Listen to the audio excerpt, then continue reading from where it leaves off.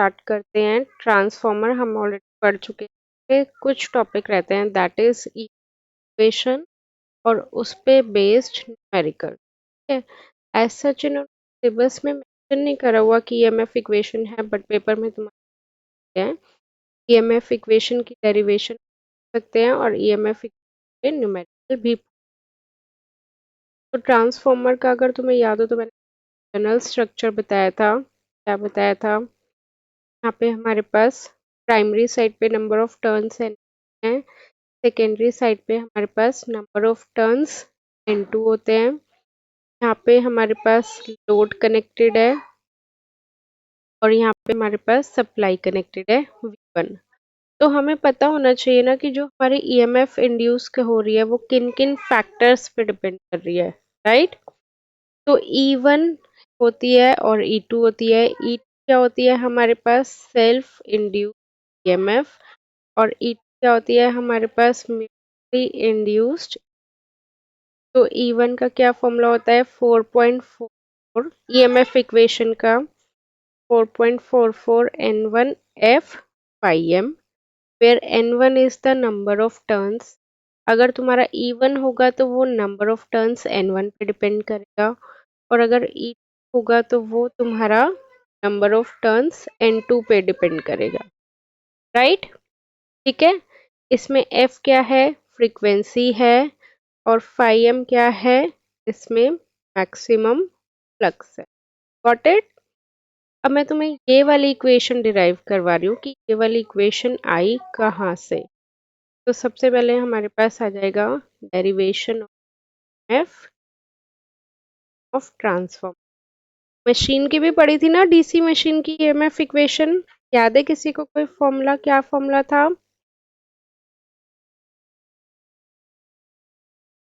P N Z 5/60 ए। Okay, तो in this case सबसे पहले तुम्हें पता है कि हमारे पास वोल्टेज की स्टैंडर्ड इक्वेशन क्या? V max sine of omega T plus phi, यही पढ़ी थी। इस पे बस हमने न्यूमेरिकल भी करे थे। जिस तरह वोल्टेज की स्टैंडर्ड इक्वेशन होती है उसी तरह फ्लक्स की क्या स्टैंडर्ड इक्वेशन होगी? Phi is equal to phi max sine of T plus phi, लिख सकते हैं। अब तुम्हें ये पता है कि ट्रांसफॉर्मर तुम्हारे कौन से प्रिंसिपल पे वर्क कर रहा है? वो कर रहा है according to Faraday's law of electromagnetic induction.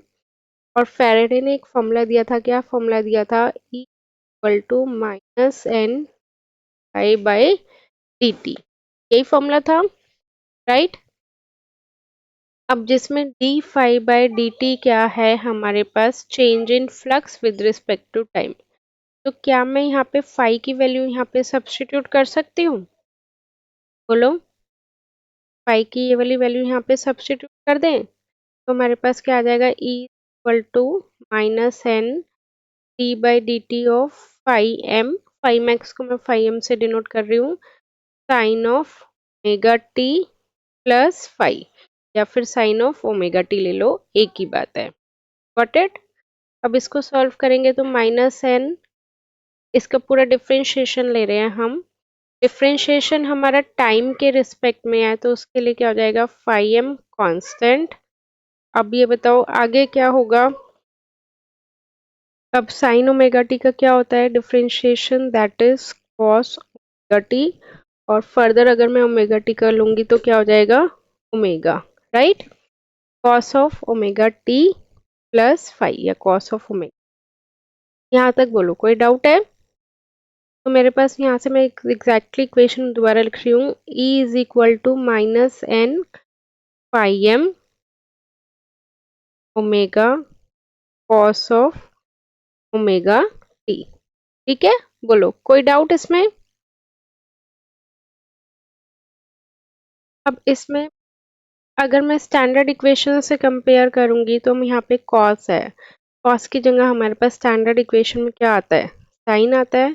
तो मैं कॉस को साइन में कन्वर्ट कर दूं। E is equal to minus N phi M omega cos of omega T. कैसे करते हैं? बताओ मुझे, अगर मुझे कॉस को साइन में कन्वर्ट करना, देखो ये क्या है, कॉस है, कॉस को हमें किस में कन्वर्ट करना है, साइन में। तो हमारे पास क्या हो जाएगा, sine of omega T plus 90 degree. Minus का साइन अंदर ले जाओ तो N phi M omega sine of 90 minus omega T, इस तरह से हो जाएगा। अब हमारे पास जैसे वोल्टेज की स्टैंडर्ड इक्वेशन होती है, उसी तरह ईएमएफ की भी स्टैंडर्ड इक्वेशन होगी। E is equal to E max sine of omega T plus five. तो यहाँ से हम कंपेयर करेंगे तो हमारे पास मेनली ई मैक्स की वैल्यू आ जाएगी। ई मैक्स की कितनी वैल्यू आई, N phi M omega, right. But हमें कैलकुलेशन के लिए क्या चाहिए, आरएमएस की वैल्यू चाहिए। और तुम्हें पता है ई आर एम एस कितना होता है, E R M S is equal to E max by √2। तो अगर मुझे ई आर एम एस चाहिए तो मैं क्या कर दूँ, दोनों को √2 से डिवाइड कर दूँ, and that will be your E R M S. इसको मैं सॉल्व कर रही हूँ, एन एज इट इज रहेगा, phi M as it is रहेगा, और ओमेगा का क्या फॉर्मूला होता है, बताओ मुझे। Omega is equal to 2 pi F divided by √2। तो बाकी चीज़ों को तो हम सॉल्व नहीं कर सकते, 2 पाई और √2 को सॉल्व कर सकते हैं। 2 पाई और √2 को सॉल्व करोगे तो हमारे पास क्या क्या आ जाएगा, 4.44 NF/m, that is E R M S. तो E2 होगा तो यहाँ पे ये N2 होगा, E1 होगा तो N1 होगा। देखो आ गया मेरे पास वही जो मैंने फॉर्मूला लिखवाया था तुम्हें। तो ये पूरा मैंने डिराइव करके दिखाया है, पेपर में डेरिवेशन पूछ लेते हैं। ओके, अब इसके बाद देखो हमारे पास क्या फॉर्मूला है, E2 is equal to 4.44 N2 F/m divided by E1 is equal to 4.44 N1 F/m।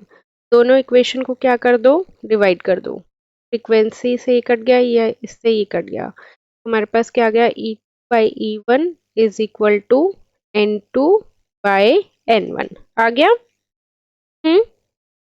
अब तुम्हें पता है E2/E1 है तो क्या होगा, V2/V1 होगा,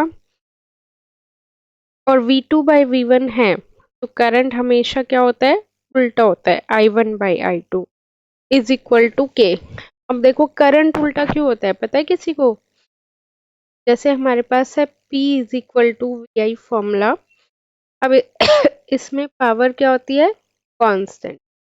अगर पावर कांस्टेंट है, मैं वोल्टेज की वैल्यू को बढ़ाऊंगी तो करंट की वैल्यू को ऑटोमेटिकली कम होना पड़ेगा या ज्यादा होना पड़ेगा, कम होना पड़ेगा ना, क्योंकि पावर कांस्टेंट है इसके।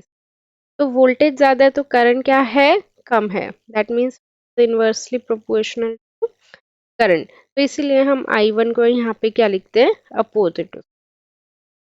ठीक है। अब हमारे पास एक और फॉर्मूला होता है, phi M is equal to M multiplied by A.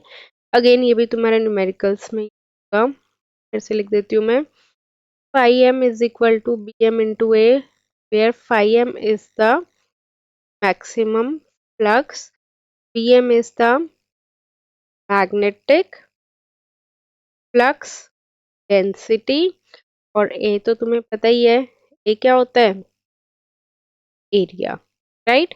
Area की यूनिट क्या होगी, मीटर स्क्वायर। फ्लक्स की यूनिट क्या होती है, वेबर। वेबर को हम किससे डिनोट करते हैं, WB से। तो यहाँ पे डेंसिटी की यूनिट क्या हो गई, बता सकते हो, वे, weber per metre square, and 1 weber per metre square is equal to 1 tesla. तो इन शॉर्ट, जब भी तुम्हें टेस्ला दिया होगा या वेबर पर मीटर स्क्वायर दिया होगा तो वो मैग्नेटिक फ्लक्स डेंसिटी दिया होगा। ये चीज हमें न्यूमेरिकल में करनी है, जब न्यूमेरिकल्स करवाऊंगी तो ये बता दूंगी। Okay, now see how this numerical can be. पहले 25 kVA power is S is equal to 5000, convert करना है standard unit. 500 turns on the primary, 540 turns on the 40। Primary is connected to and frequency. Calculate primary निकालनी है I1 की और I2 की। तो S is equal to, अगर V ले रहे हैं तो I1 आएगा, चलो, या फिर S इज I2। केसेस में एपरेंट पावर से V1 पता है, S पता है, तो I1 आ गया। सॉल्व करोगे तो I1 की वैल्यू आ रही है 8 एम्पीयर।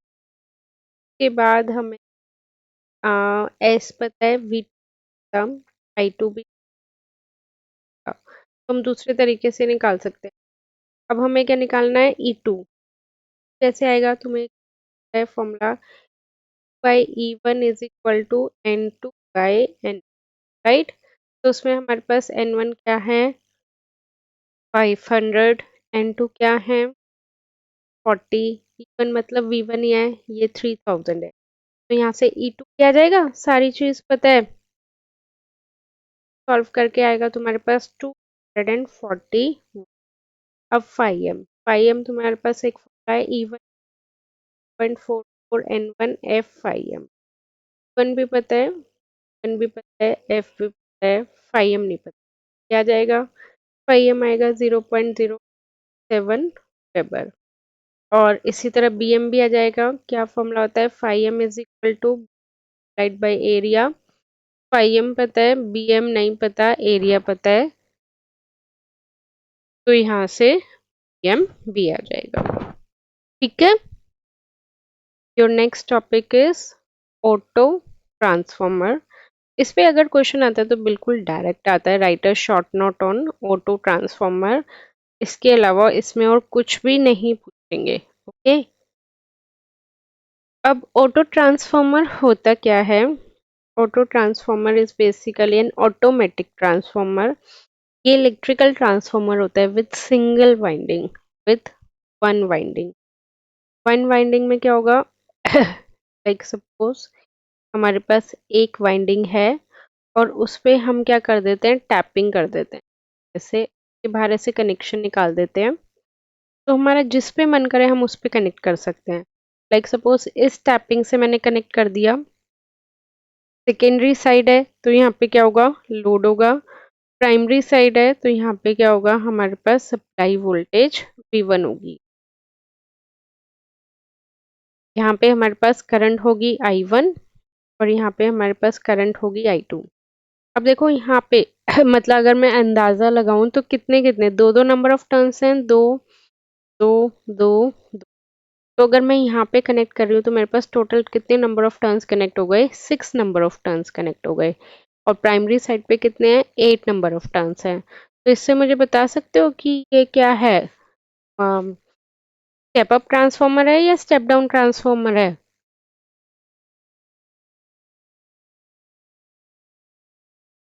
Step down. अब मैं चाहती हूँ कि मेरी वोल्टेज और ज़्यादा कम हो। तुम्हें पता है वोल्टेज किस पे डिपेंड करती है, नंबर ऑफ टर्न्स पे डिपेंड करती है, राइट। तो जितने ज़्यादा नंबर ऑफ टर्न्स कम होंगे उतनी कम वोल्टेज होगी। यहाँ पे अगर मैंने कनेक्शन दे दिया तो सिर्फ 4 ही नंबर ऑफ टर्न्स होंगे। तो इस तरह से हम इसमें हमारे पास क्या हो जाता है, ऑप्शन हो जाता है कि हम अलग अलग तरीके से कनेक्ट कर सकते हैं। ओके, तो this is auto transformer. Note base. Now next is transformer में 3 फेज ट्रांसफॉर्मर कनेक्शन कर नहीं आता। ठीक है। अब तुम्हारा रह गया मेजरिंग इंस्ट्रूमेंट। मेजरिंग इंस्ट्रूमेंट में भी फिक्स काइंड ऑफ क्वेश्चन आते हैं, वो मैं बता दूंगी